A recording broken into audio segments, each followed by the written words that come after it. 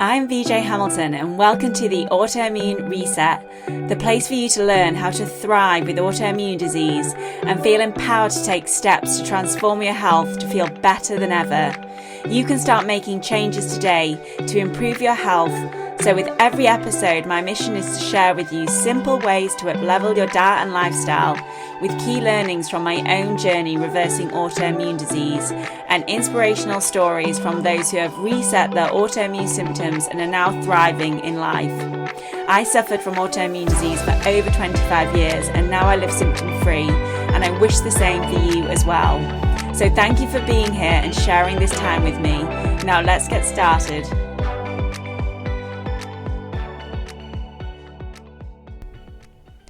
Hello and welcome back to the Autoimmune Reset podcast. I'm your host, VJ Hamilton. I'm a nutritionist, scientist, and expert in autoimmune disease. And today we're going to be talking about Hashimoto's. In particular, we're going to be talking about symptoms that I see affecting people's lives on a daily basis, and that is fatigue and brain fog. And I know this myself from my personal experience of having chronic fatigue, how debilitating it is when you are living your life under this fog of fatigue. Getting up in the morning just feels difficult. You often have to rely on some form of stimulant like coffee or sugar to just keep going through the day, and just life just feels challenging when you are living with that. And on top of that, when you have brain fog, it can affect your work, it can affect your relationships. And that was something that I massively struggled with in my 20s, and I know a lot of people who are in their late 30s or 40s or even 50s are struggling with brain fog as well. But as a 20-year-old, having difficulties concentrating and not being able to find words and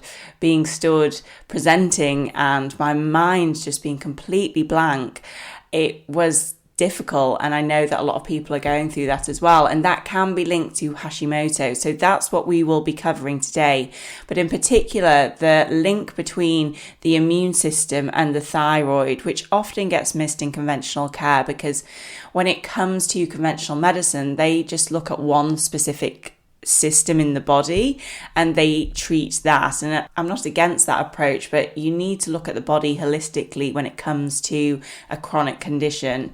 And the immune system and the thyroid are intrinsically linked, and we need to understand this better to be able to help ourselves. So that's what we'll be covering today.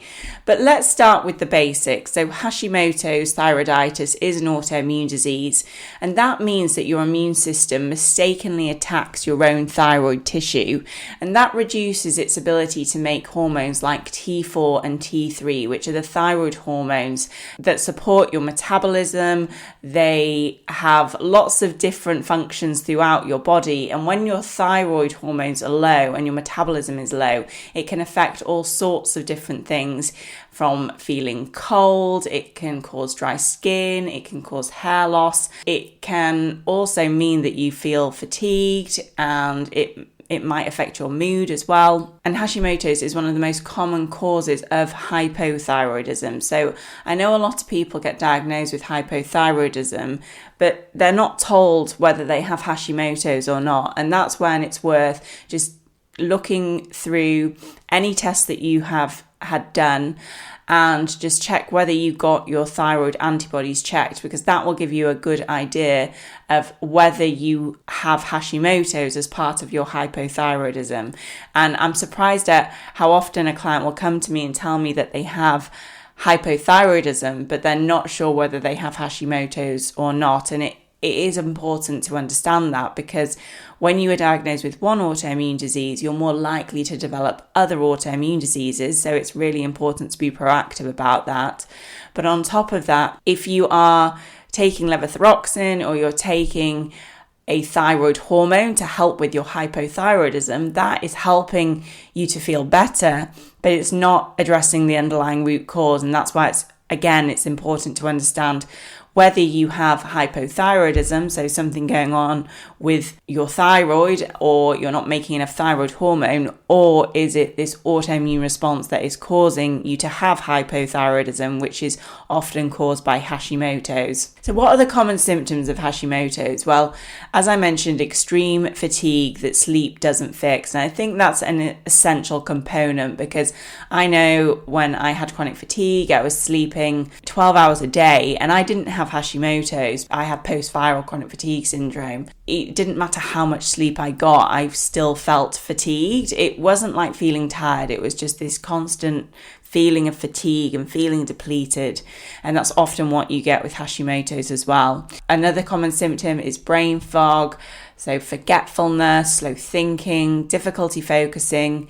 You might also have cold intolerance, so you might just feel cold all the time, or you might not adjust to different temperatures. You might notice when you go on holiday, when it's really hot, your body just can't adjust to that and you can't tolerate it.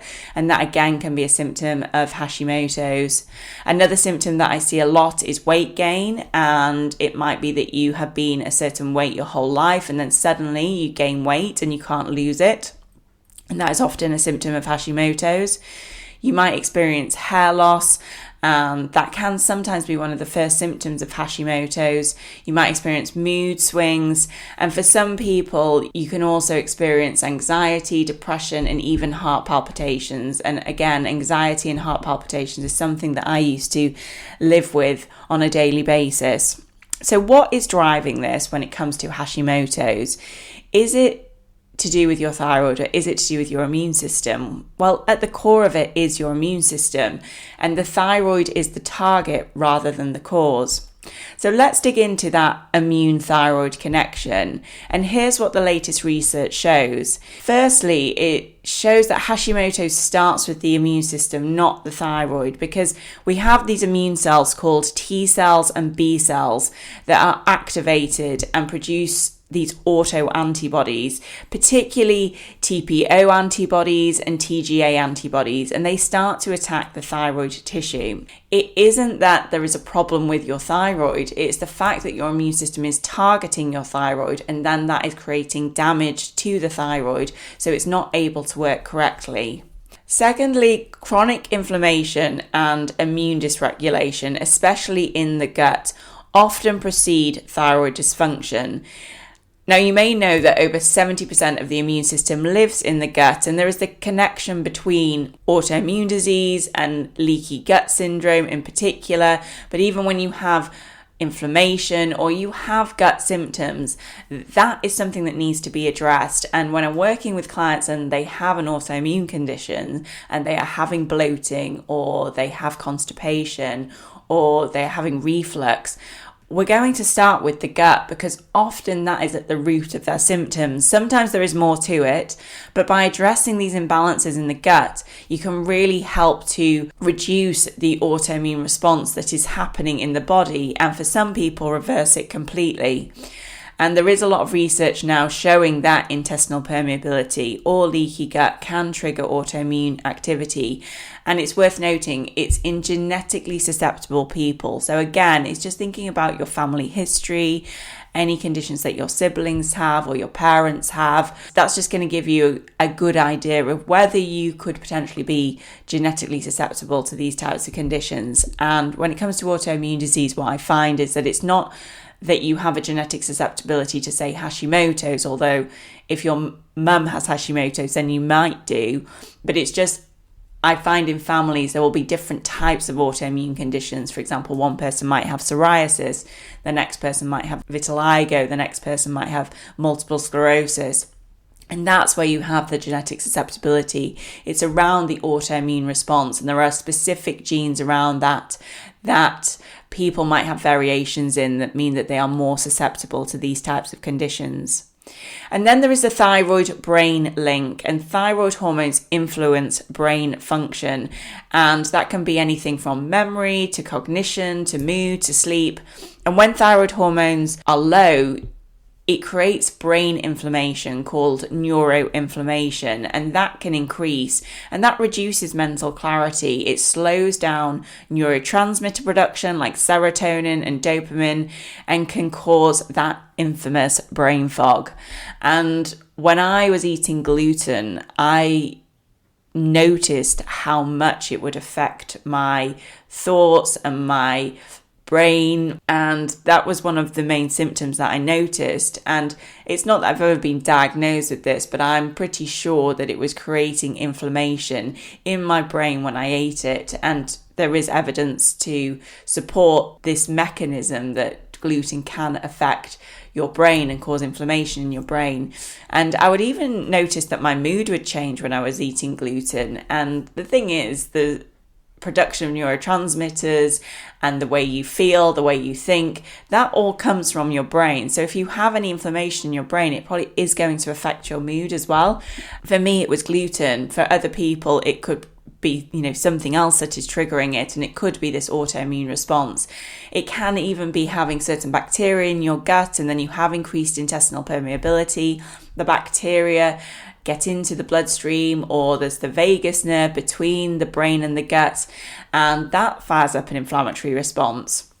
But a 2023 review in Frontiers of Endocrinology noted that brain fog in Hashimoto's is not just from low thyroid levels, but also from immune activity in the brain itself. And this includes elevated cytokines, so the messengers of the immune system that create that pro-inflammatory response, oxidative stress, and microglial activation. So no, you're not imagining it when you feel that your autoimmune condition, especially Hashimoto's, is affecting your brain health as well. It's not just in your head, because it is all connected to the immune system. But let's talk more specifically about what's happening in the brain, because research confirms that neuroinflammation is a central player in Hashimoto's related brain fog. And when your immune system is chronically activated, as it is in an autoimmune disease, it produces inflammatory cytokines like interleukin-6 and TNF-alpha. And they're these cytokines that can cross the blood-brain barrier, and they activate the microglial, which are the brain's immune cells. And once these are activated, these microglial produce substances like nitric oxide and quinolinic acid. And this is where it gets really interesting, because quinolinic acid is a neurotoxin. And just so you know, quinolinic acid is actually tested for in the metabolomics test that I run in my clinic, which I also call my cell health test to simplify it a little bit, but it will test for quinolinic acid.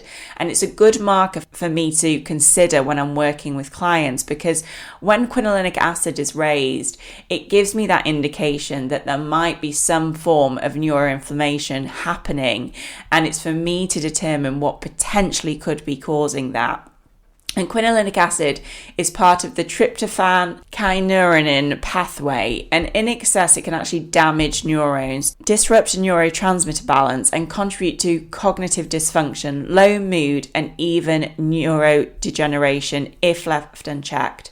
And again, we don't want to get to that point where we are causing damage to our brain, which potentially could be irreversible. I'm sure for the most part it's not, but we need to get ahead of it. And studies show that people with Hashimoto's, especially those with a high antibody load, have elevated levels of quinolinic acid, which explains why brain fog can persist even when thyroid labs look normal, which I've spoken about before on the podcast. So this isn't just a hormone imbalance, it's a neuroimmune issue.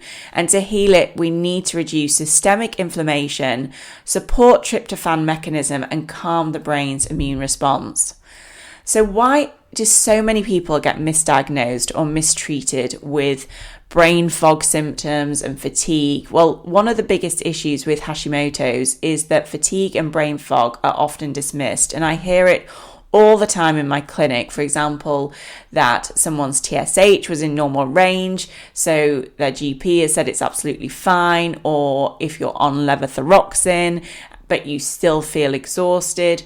Or if you've been told that it actually relates to something different, like stress or perimenopause. But here's the thing, TSH can fluctuate and it doesn't reflect what's actually happening in the tissues. You can have a normal TSH and still have Hashimoto's if antibodies are elevated. And many people just don't convert T4 to T3 well. And T3 is the active hormone, and it's the form that your brain uses and your body actually uses to function.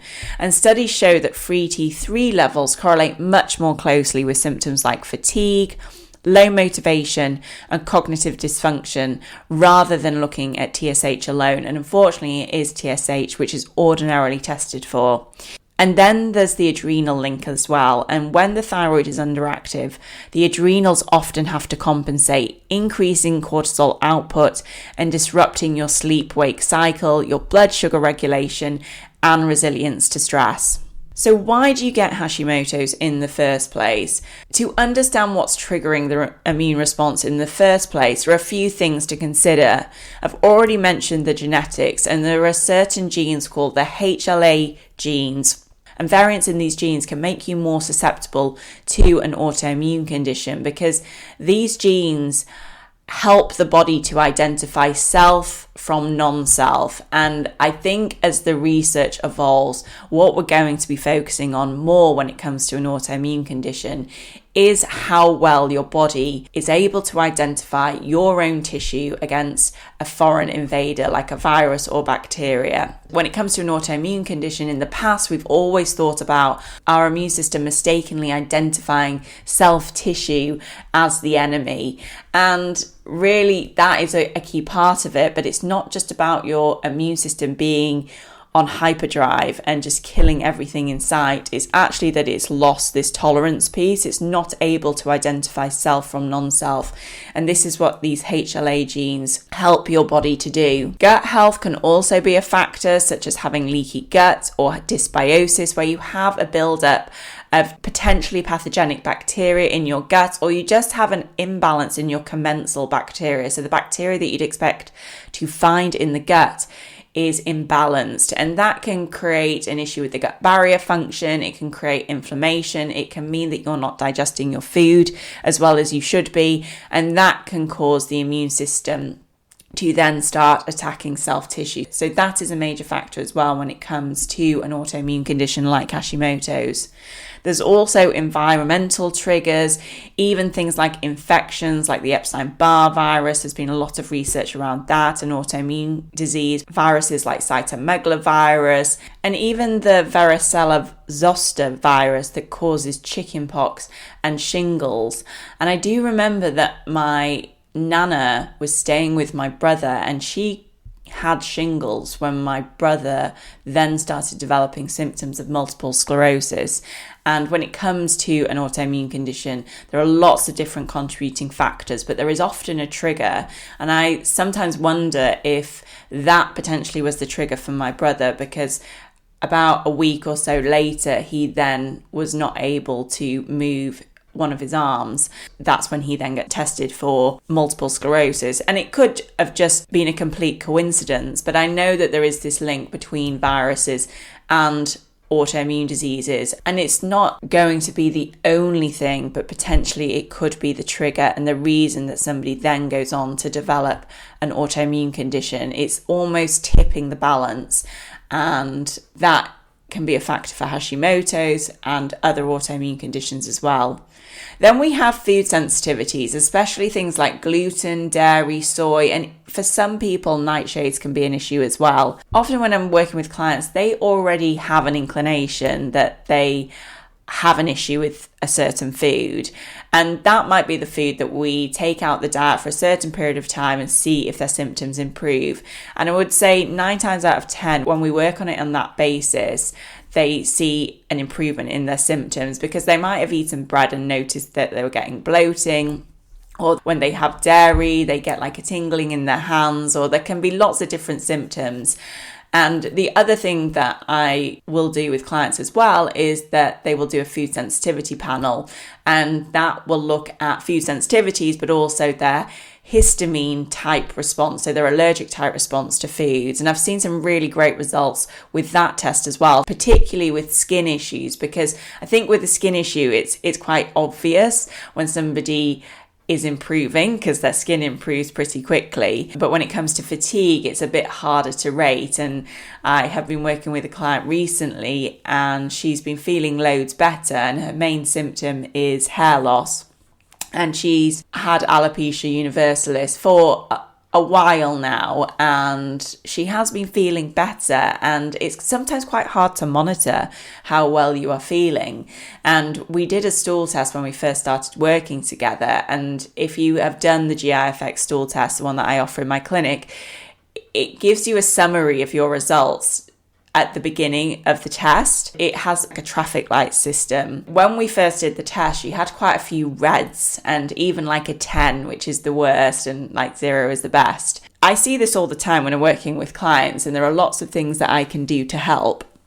But she was feeling a lot better, but because her symptoms weren't as obvious, because it takes longer to grow back hair, and that's what I often find with clients. They often seeing results by the end of the 3 months, or if they continue working with me for another 3 months, they might be seeing some form of hair growth, but it might take longer to actually get the hair to grow back. Whereas noticing these subtle signs is really important. And when we redid the stool test, it's phenomenal the changes that have happened in about 4 months, and she's gone from having lots of reds to now lots of greens and really low numbers like 0s or 1s and 2s. And it just shows that if we hadn't done the test, she might not have seen how much of an improvement has already happened for her. I find with fatigue or those types of symptoms, it can be quite hard to monitor when you are feeling better. And even in my own health, it was like one day I woke up and was like, oh, my fatigue's gone. I just thought it would be a bit more obvious. And obviously when I think back to how I was feeling, it is very obvious. It's really worth tracking as best as you can, and using a metrics can sometimes be quite good.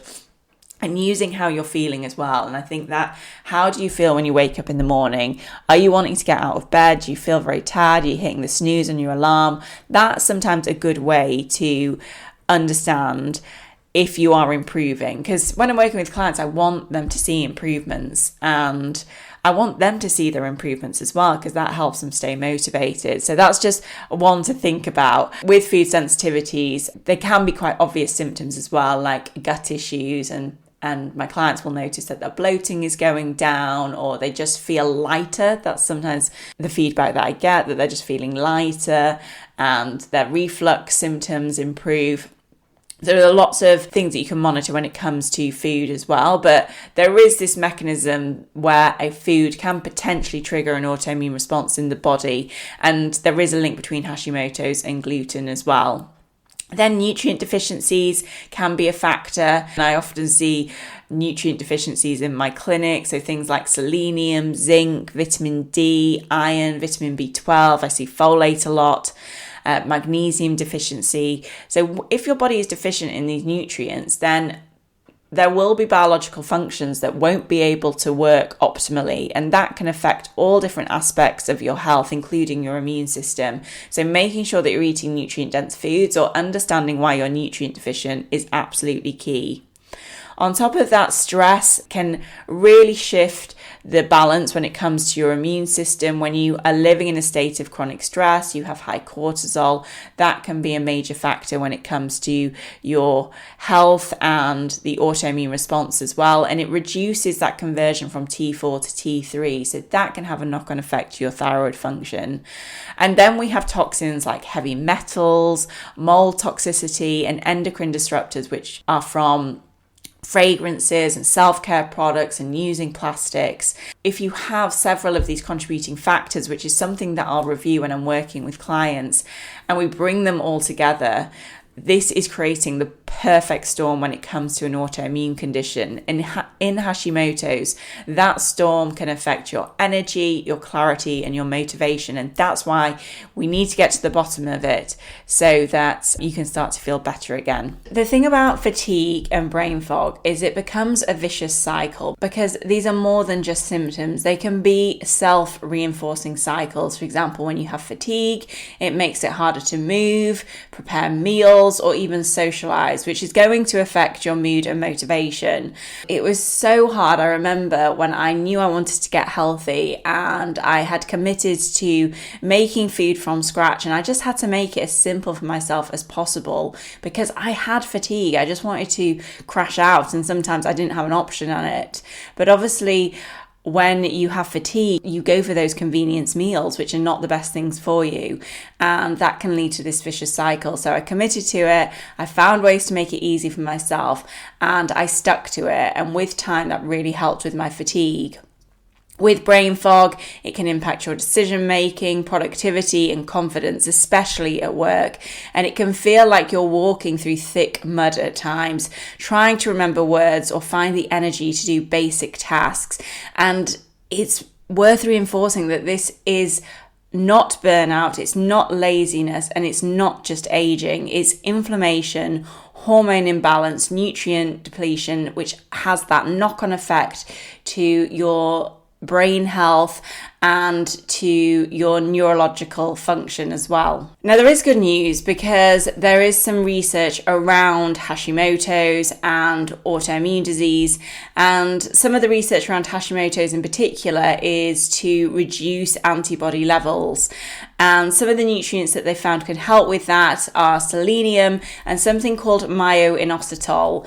And I use myo-inositol for my clients who have PCOS. I use it for my clients who are having inconsistent menstrual cycles or they're just not having a menstrual cycle.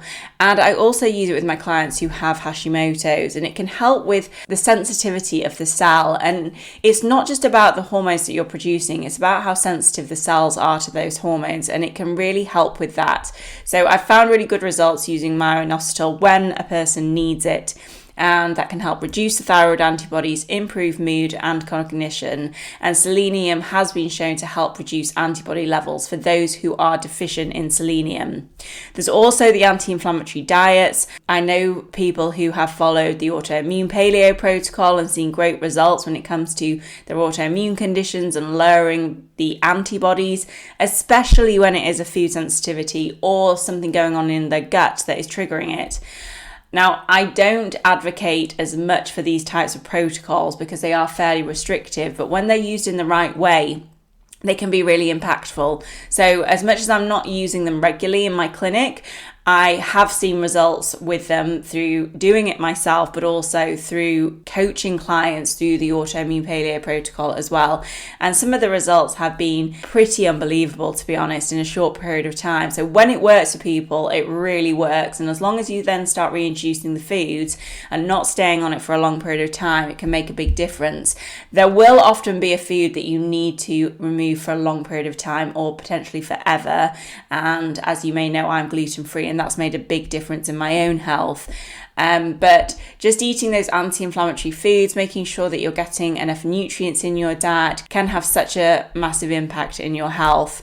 Plus, working on the gut with targeted therapies that can help with immune balance. It can help you feel sharper and calmer and more energized.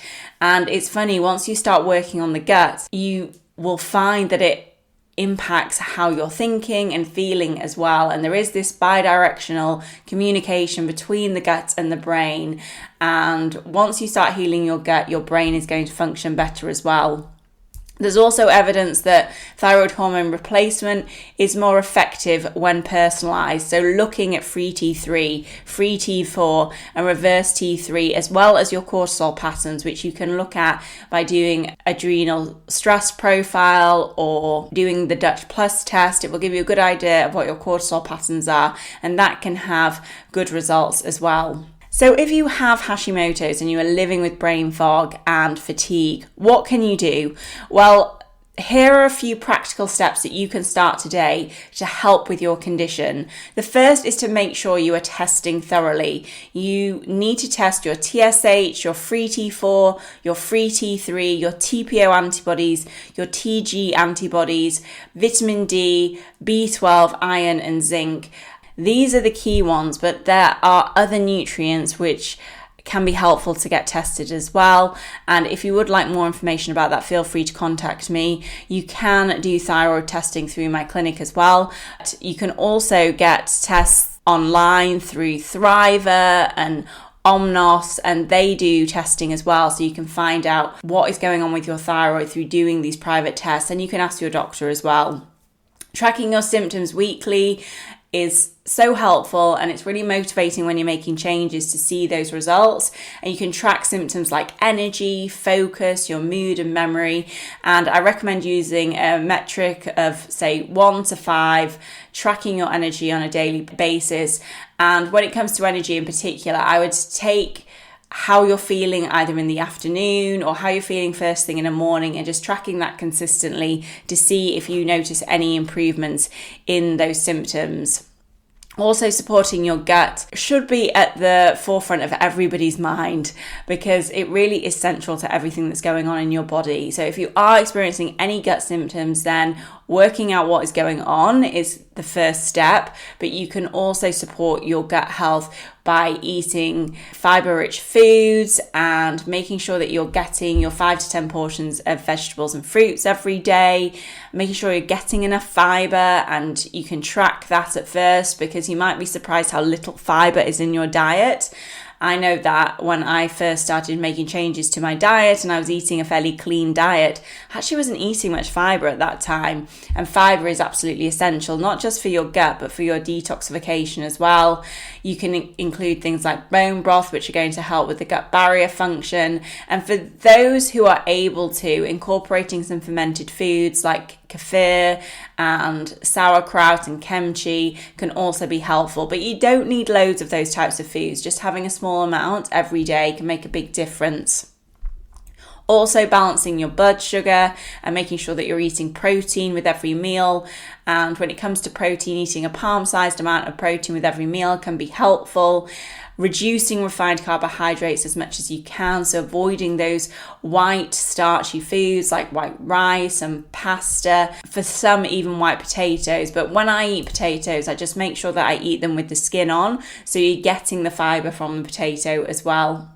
Monitor your blood sugar levels as much as you can, and it's even just how are you feeling after eating a meal. Are you feeling really tired after you eat a sugary meal or a meal with a lot of refined carbohydrates? That might be a sign that your blood sugar is dysregulated, and there are things that you can do to help with that as well. As I said, eating that protein with every meal can be helpful, and just reducing the amount of refined carbs and sugars that you have in your meals, plus having a lot of polyphenols, so those dark pigments in fruits and in vegetables. They can help with the cell sensitivity, which means that your cells are able to regulate your blood sugar more effectively. So just making sure that you're getting a lot of those deep coloured fruits and vegetables into your daily diet. And you can include powders into your diet like lucuma, cranberry powder, acai powder. There's lots of different ones that you can start including. On top of that, reducing your toxic load, so making sure that you're filtering your water or drinking mineral water, swapping out your personal care products to ones with less toxicity, and you can use the environmental working group to check for that. You can also reduce plastics, and when you are storing food or when you're drinking out of bottles, just making sure that you are using glass or stainless steel rather than plastics. And on top of that, supporting your nervous system, and you can use things that help to stimulate your vagus nerve. Even splashing cold water on your face can help with that. I use a NeuroSim. I will put details about NeuroSim in the show notes, and it's just such a great device. I use it daily. I use it when I'm working and creating my client plans, but I also use it for rest and relaxation as well, and it just helps me get into that deeper restorative state, which I find is more difficult when I'm just meditating or taking time out on my own. You can also take things like magnesium glycinate, and that's really lovely to take before bed and can help with sleep. Having Epsom salt baths is a really great way to absorb the magnesium from the Epsom salts, and that can also help with detoxification. Plus, gentle exercise like walking, yoga and Pilates are also really great at calming your nervous system. And because the adrenals and thyroid are so intrinsically linked, working on your stress response and calming your nervous system can have that knock-on effect to your thyroid health as well. So Hashimoto's isn't just about the thyroid, it's about the whole system. The immune system, the brain, the gut, the adrenals, they're all interconnected. And while it can feel overwhelming, you're not stuck. There is so much more you can do when you have the right information and the right support. So thanks for joining me today. If this episode spoke to you, you can share it with somebody who needs to hear it. You can also connect with me over on Instagram at the Autoimmunity Nutritionist, or through the Autoimmune Forum, which is my free Facebook group supporting those with autoimmune disease.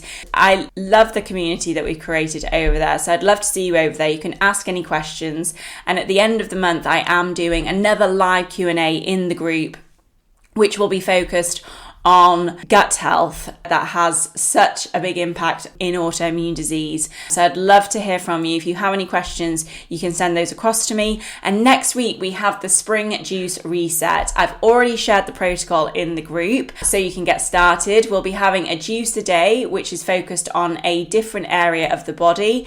As well as that, you get a full protocol if you're ready to do a full reset, which includes advice around diet, but also lifestyle habits as well that you can start to incorporate. So I'd love to see you over there. You'll find the link to that in the show notes.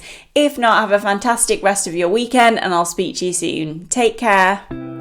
Thank you very much for joining me today on the Autoimmune Reset. I really hope you enjoyed the discussion, and be sure to subscribe to the podcast so that you never miss an episode. And if you liked it, I would hugely appreciate a review on iTunes, as it helps me understand what you like about the podcast and to help share the information with more people. I'm excited to speak to you next time, and remember, you have the power to take the reins on your health. So keep the faith and celebrate the small wins. Until next time.